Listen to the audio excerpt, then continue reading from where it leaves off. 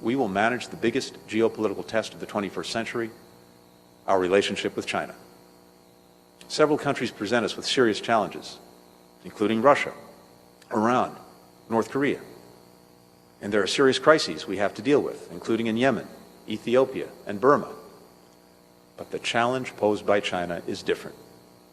China is the only country with the economic, diplomatic, military, and technological power to seriously challenge the stable and open international system, all the rules, values, and relationships that make the world work the way we want it to, because it ultimately serves the interests and reflects the values of the American people. Our relationship with China will be competitive when it should be, collaborative when it can be, and adversarial when it must be. The common denominator is the need to engage China from a position of strength. That requires working with allies and partners, not denigrating them, because our combined weight is much harder for China to ignore. It requires engaging in diplomacy and in international organizations, because where we've pulled back, China has filled in. It requires standing up for our values when human rights are abused in Xinjiang or when democracy is trampled in Hong Kong, because if we don't, China will act with even greater impunity. And it means investing in American workers, companies, and technologies, and insisting on a level playing field, because when we do, we can outcompete anyone. These are the 8 top foreign policy priorities of the Biden administration. You may notice some things about that list. First, important items are not on it. That doesn't mean they don't matter to us or that we won't work hard on them. Indeed, I look forward to setting out what we'll do on other vital pieces of our foreign policy in the days and weeks ahead. But these priorities, the ones I've talked about today, are the most urgent, the ones on which we must make swift and sustained progress. They're also all simultaneously domestic and foreign issues, and we've got to approach them that way, or we'll fall short. Beating COVID means vaccinating people at home and abroad. Winning in the global economy means making the right investments at home and pushing back against unfair trading practices by China and others.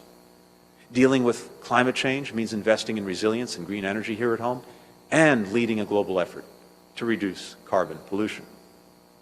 More than at any other time in my career, maybe in my lifetime, distinctions between domestic and foreign policy have simply fallen away. Our domestic renewal and our strength in the world are completely entwined, and how we work will reflect that reality. And finally, as the President has promised, diplomacy, not military action, will always come first. Again, this is shaped by hard lessons learned. Americans are rightly wary of prolonged U.S. military interventions abroad. We've seen how they've often come at far too high a cost, both to us and to others. When we look back at the past decades of our military involvement in the world, especially in Afghanistan and the Middle East, we must remember what we've learned about the limits of force to build a durable peace, that the day after a major military intervention is always harder than we imagine, and how critical it is to pursue every possible avenue to a diplomatic solution.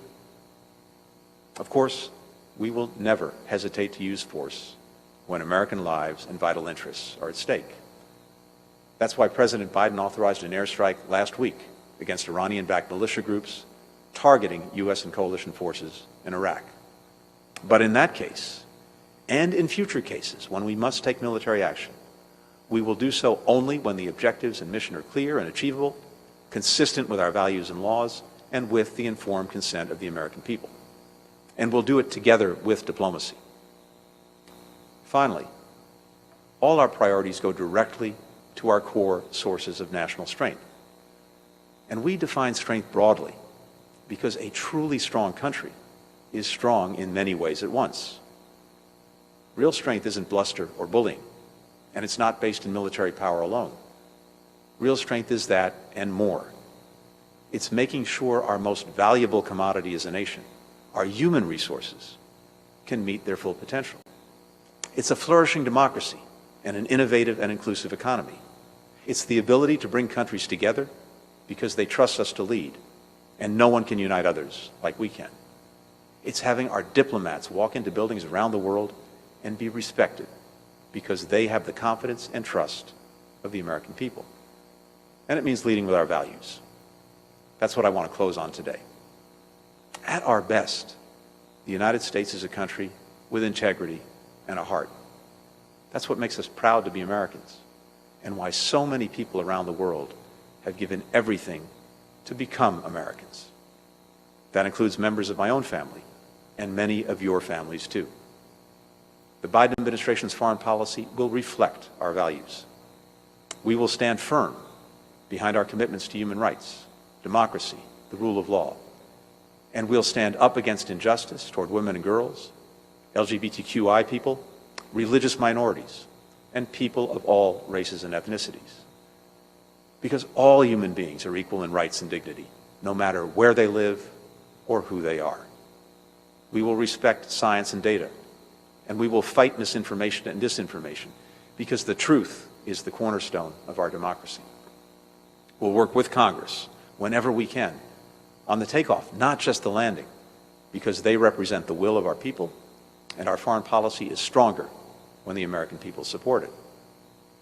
We'll build a national security workforce that reflects America in all its diversity, because we're operating in a diverse world, and our diversity is a unique source of strength that few countries can match.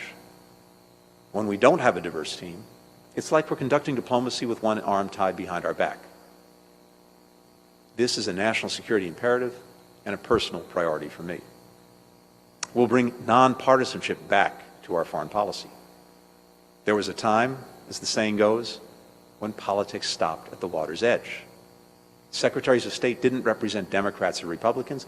We represented all Americans. Some might think the idea is quaint now. Well, I don't, and the President doesn't either. We will balance humility with confidence. I've always believed they should be the flip sides of America's leadership coin. Humility because we aren't perfect, we don't have all the answers, and a lot of the world's problems aren't mainly about us, even as they affect us.